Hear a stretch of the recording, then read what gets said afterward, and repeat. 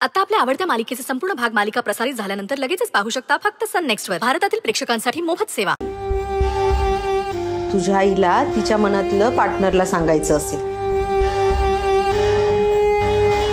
मग त्यांना त्यांचा वेळ हवा की नको? आता पण खेळताना मी म्हंटले रागव, तर तिने रागवलंच नाही, गप्प होती. मीच रागवलं. ए बिट्टी, आपण एक वेगळा गेम खेळायचा का? चिठ्ठीतून मनातलं सगळं सांगून टाकायचं. ते कुणी लिहिलंय, कुणासाठी लिहिलंय हे त्यावर काहीच लिहायचं नाही.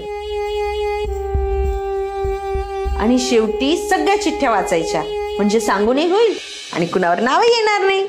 आणि जे ओळखेल ना त्याला बक्षीस. इंटरेस्टिंग. आपण सगळेच खेळूया, म्हणजे सगळेच मनापासून व्यक्त होतील.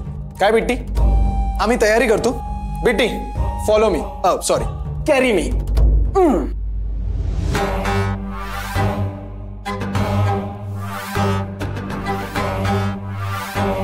तुमच्या चिठ्ठ्या काय कामाच्या? मला तर फक्त गौरीची चिठ्ठी पाहिजे, ज्यात ती पत्रिकेतल्या दोषाचं गुपित नक्कीच उघड करेल. असंही तिच्याकडे दुसरा पर्याय ठेवलाच नाहीये.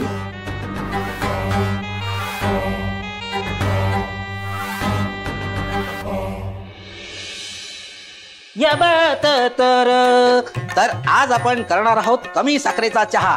त्यासाठी आपण अगोदर साखर असं टोपत टाकायला पाहिजे. कुठं गेलं कुठं? काय करताय?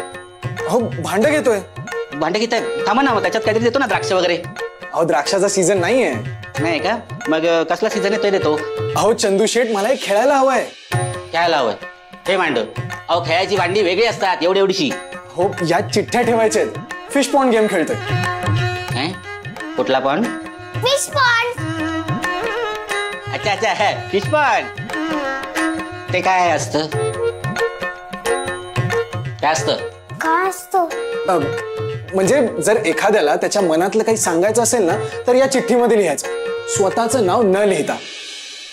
मग लिहायचं कशाला? बोलायचं ना डायरेक्ट. अहो, माणसं आजकाल घाबरतात ना मनातलं काही बोलायला, म्हणून. मग लिहायला घाबरत नाही का? अहो, लिहिल्यानंतर कळत नाही ना कोणी लिहिलंय ते. लिहिल्यानंतर कळत नाही कोणी लिहिलंय ते. काय लिहिलंय, कोणी लिहिलंय, कधी लिहिलंय? विसरले वाटतं. मी विसरलो नाही. म्हणजे काय लिहिलं? हो चंदू शेठ, तुम्ही एक काम करा. तुम्ही आहे ना, ही चिठ्ठी घ्या. यात तुम्हाला जे वाटेल ना ते लिहा. स्वतःचं नाव लिहून